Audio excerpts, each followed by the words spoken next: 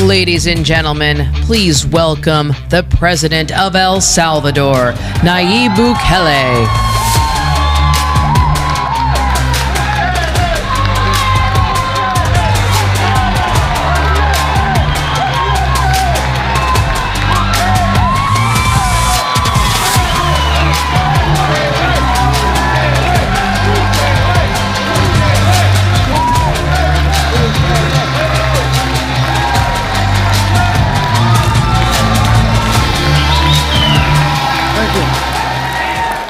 Thank you.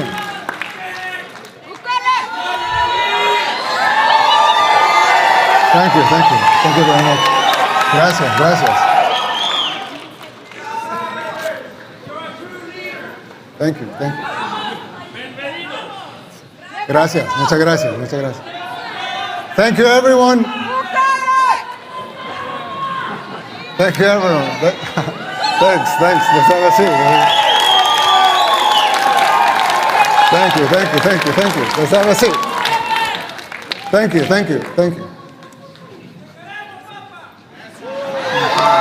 I love you too. Dear Matt and Mercy, thank you for the kind invitation to have me here at CPAC. It is truly an honor to be here just a few days after our presidential and legislative elections, which, by the way, they pulverized the opposition. Yes. They say globalism comes to die at CPAC. I'm here to tell you that in El Salvador, it's already dead.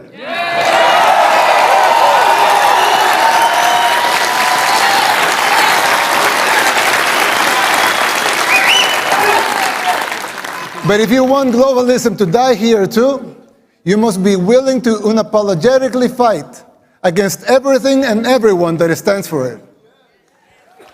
Fight for your freedoms. Fight for your rights.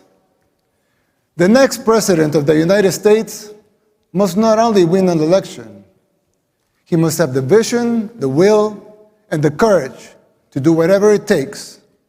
And above all, he must be able to identify the underlying forces that will conspire against him. These dark forces are already taking over your country. You may not see it yet, but it's already happening.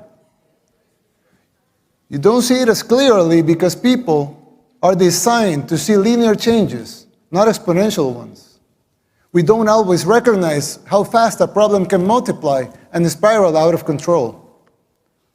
The problem is much like the metaphor of the boiling frog. Once the water boils, it's already too late. People fail to see these things. It's our nature. Just like the frog, people become complacent and they don't realize how bad things are getting until it's too late. While I know, of course, El Salvador is a lot smaller country, setting aside the differences, there's a similarity with what is happening here in the United States. We also had many apparently isolated problems in the 60s and the 70s, and we failed to realize as a country the severity of them until it became a civil war. By the time we reacted, it was already too late. We were already boiled like the frog. And it took us 50 years, 2 wars, 250,000 lives, and a third of our population displaced, and a near miracle to get our country back. And you.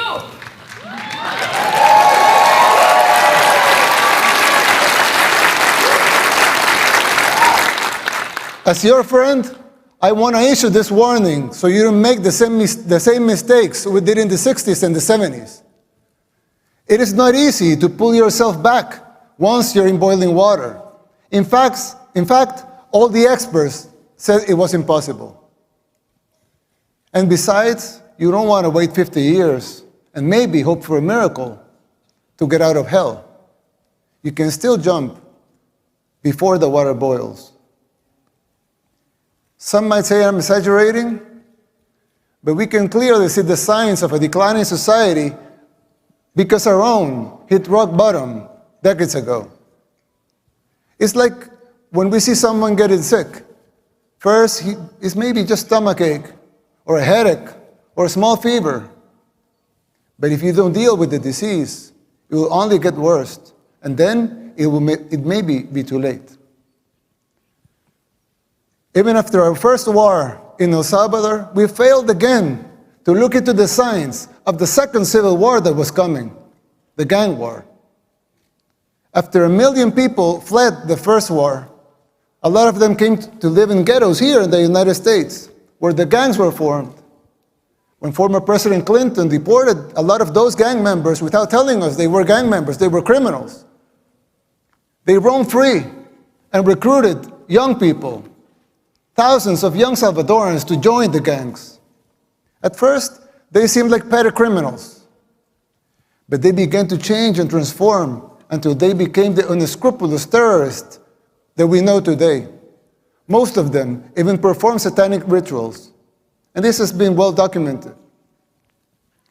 The government back then didn't deal with the disease, nor did the next administration, nor did the ones after that. The disease that had begun with mild symptoms got worse and worse. It became a cancer that seemed incurable. We are already seeing these symptoms in the United States. Big cities in decline, like Baltimore, Portland, New York, just to name a few. Places where crime and drugs have become the daily norm, and even accepted and promoted by the government. How many young people have you lost to the streets of Philadelphia or San Francisco, to fentanyl? Did we see these apocalyptic sights 15, 10, 5 years ago? Can you imagine how it will be in the next 5, 10, or 15 years? The same thing was happening in El Salvador. In the span of less than a decade, gangs took control of all the country and our society. They evolved into a parallel government, controlling elections and even political parties. Every aspect of the daily life of most people was controlled by the gangs. Murder capital of the world is a tragic title to hold. Getting rid of that was the bare minimum we had to achieve in order to even start thinking about rebuilding our country.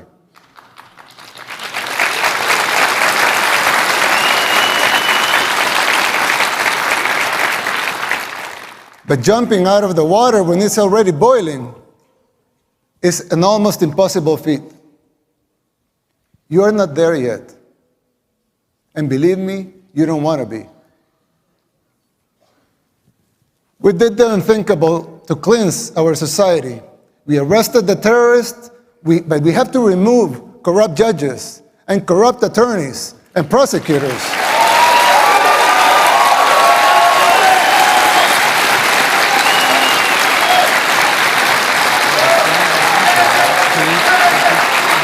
Thank you. Thank you. Thank you.